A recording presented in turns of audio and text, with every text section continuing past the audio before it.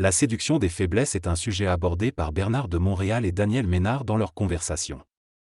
Il souligne que lorsque les individus se sentent impuissants, ils réagissent lentement et se laissent souvent entraîner par cette sensation.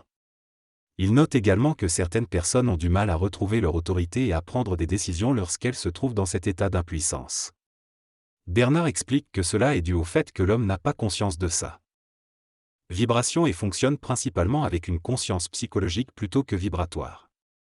Selon lui, une conscience vibratoire permet de réagir plus rapidement aux situations, tandis qu'une conscience psychologique est plutôt réflexive.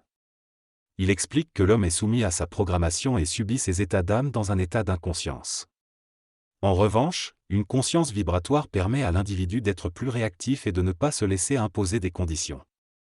Il conclut en soulignant l'importance pour les hommes d'affaires, par exemple, d'avoir une conscience vibratoire développée pour interagir de manière efficace et authentique avec d'autres cultures. Dans cette conversation, Bernard de Montréal explique que l'indépendance d'esprit n'est pas conditionnée par les aspects extérieurs tels que la situation financière. Être indépendant dans l'esprit signifie avoir une conscience vibratoire qui permet de réagir rapidement et de ne pas être déterminé par les circonstances extérieures. Même dans une situation de survie, une personne indépendante dans l'esprit ne vivra pas la survie de la même manière qu'une personne qui n'a pas cette indépendance. Elle sait que la survie est temporaire et a confiance en sa capacité à s'en sortir. La faiblesse, selon Bernard de Montréal, est due à une incapacité de réagir provoquée par l'absence de conscience vibratoire. Il souligne également l'importance de l'ordre dans la vie, affirmant que l'ordre est lié à la conscience et qu'une personne indépendante dans l'esprit ressentira de plus en plus le besoin d'ordre dans sa vie. Dans cette discussion, le BDM explique que pour évoluer et atteindre l'ordre, un individu doit d'abord éliminer de sa vie les personnes qui entravent son autorité et sa réalité. Il souligne que les conventions politiques et la solidarité entre les nations font partie de l'évolution des peuples, mais cela ne concerne pas directement le développement de la conscience humaine. Il affirme qu'une personne en évolution de conscience est en dehors des conventions sociales et doit renier son attachement émotionnel à la race humaine ainsi que sa psychologie basée sur les valeurs humaines. Cependant, renier ne signifie pas détruire les relations, mais ne pas être affecté par les influences astrales de celles-ci. Il prend comme exemple sa propre relation avec sa mère, expliquant qu'il respecte sa personne mais renie son système de valeurs. Il gère aussi son mental pour répondre aux demandes de sa mère de manière palatable pour elle, mais en gardant sa propre liberté. Dans son discours, Bernard de Montréal parle de sa relation avec sa mère, qu'il décrit comme étant psychologiquement solide et difficile à gérer. Il explique qu'il a dû maintenir une distance avec elle pour préserver son équilibre. Bernard souligne également que traiter avec une mère demande une grande conscience de soi et de ses propres limites. Il mentionne que sa mère a réussi à mettre plusieurs personnes à terre dans sa vie, mais lui-même a réussi à lui tenir tête en connaissant bien la situation. Il qualifie sa mère de Scorpion, en référence à son caractère fort. Ensuite, Bernard de Montréal parle de la vie en général et du fait que tout semble être fait pour nous mettre à terre.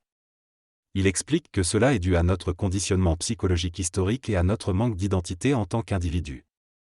Il affirme que maintenant que nous sommes capables de fusionner et d'accéder à l'information directement, nous sommes en mesure de gérer notre énergie et de nous élever davantage.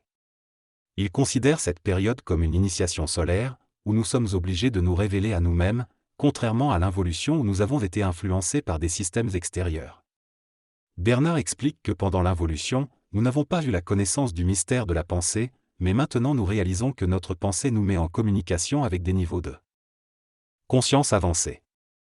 Il souligne que le contact avec les circuits universels et le développement de notre conscience nous permettent de nous individualiser et de rompre avec les normes de l'involution. Dans cet état de conscience accéléré, la gestion de la pensée n'est pas une illusion, mais une reconnaissance de la suprême autorité de notre conscience mentale. Dans cette conversation, il est question de la conscience et de l'autonomie de l'être humain.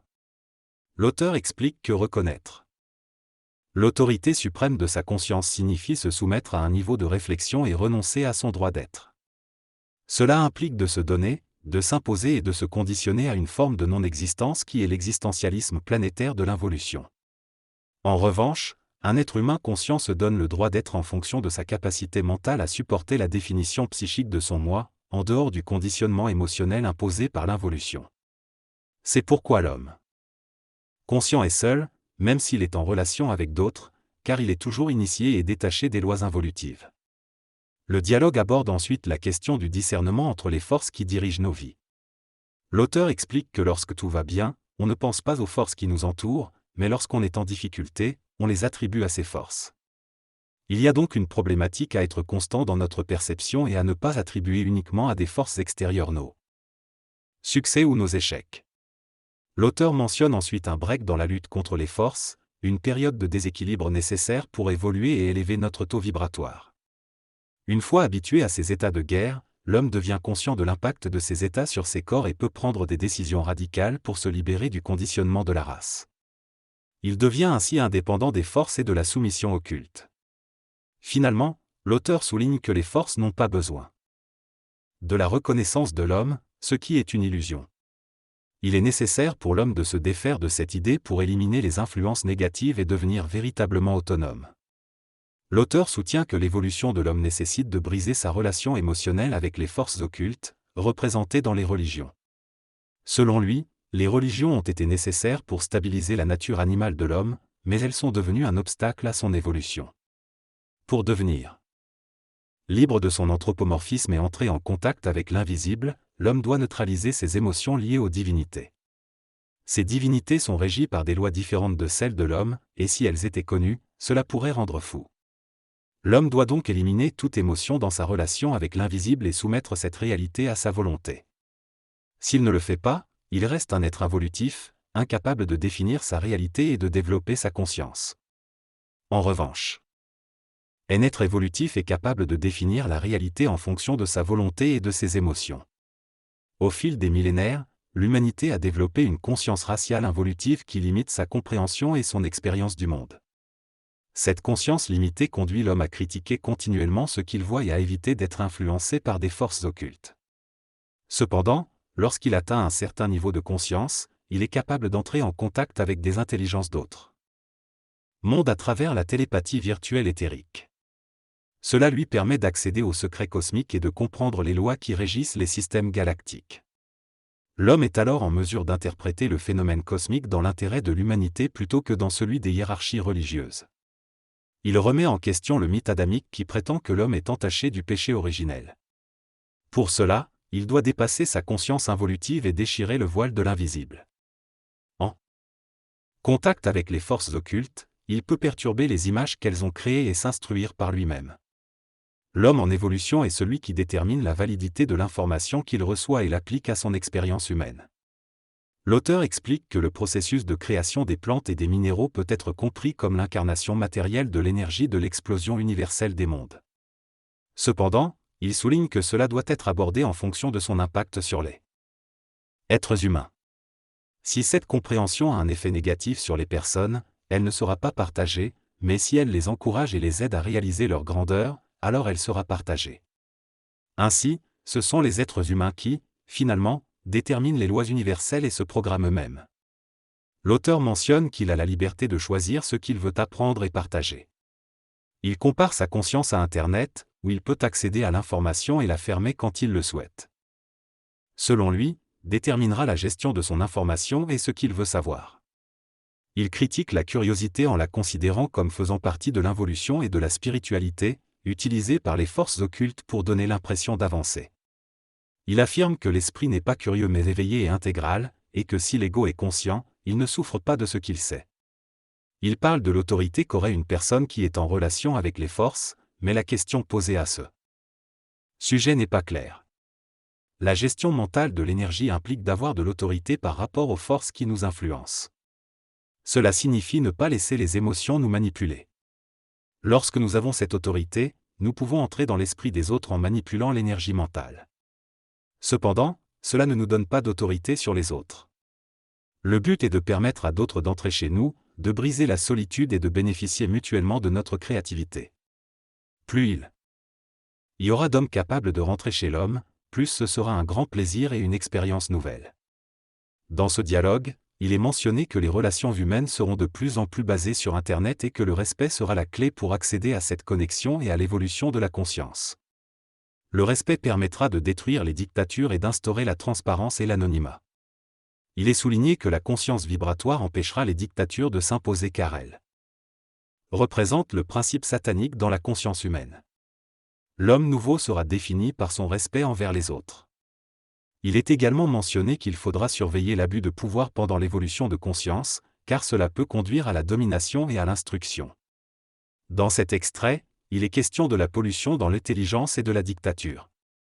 L'intervenant explique que la dictature est une forme de pollution dans l'intelligence, car elle utilise les faiblesses de l'homme pour lui donner l'impression d'être fort. La force réelle de l'homme ne doit pas être basée sur des appétits quelconques, mais sur une conscience vibratoire qui reconnaît instantanément la dictature. Il est également souligné que l'abus de pouvoir n'est pas seulement la responsabilité de celui qui l'exerce, mais aussi de ceux qui le demandent, car il fait partie de l'expérience humaine. L'exemple d'une personne magnétique est donné pour illustrer le fait qu'un individu doué a le devoir de protéger ceux qui sont moins doués afin de ne pas les manipuler ou les attirer dans sa sphère d'influence. En utilisant sa puissance pour le bien de l'homme, il peut l'enrichir énormément sans tomber dans la dictature. En conclusion, l'intervenant parle de l'or pur, symbolisant l'homme conscient, qui n'a pas de dictature en lui, contrairement à l'or corrodé qui représente la dictature. La conscience universelle permet à l'homme d'utiliser sa puissance pour éveiller le feu intérieur chez les autres. Selon Bernard, il est essentiel de redonner à l'homme sa liberté pour qu'il puisse grandir et évoluer. Les religions et les politiques ont privé l'homme de sa liberté, mais c'est à l'homme conscient de la lui restituer. Il souligne que si les géants, les personnes conscientes et évoluées, ne protègent pas les profanes, les personnes moins éveillées, les dictatures continueront de régner. Les hommes conscients peuvent même finir par s'isoler des géants s'ils ne s'occupent pas de protéger les profanes. La souffrance sur Terre est due à l'existence de dictatures à différents niveaux. Bernard estime que la principale action de l'homme nouveau est de se protéger lui-même en protégeant les autres contre lui. Lorsqu'un individu parvient à se protéger contre lui-même, cela indique une transparence et une libération de l'influence astrale. Ainsi, il fait partie d'une nouvelle évolution où les autres hommes peuvent également grandir. Cependant, s'il ne parvient pas à se protéger, il risque de former des religions ou des sectes dangereuses qui priveront les hommes de leur liberté.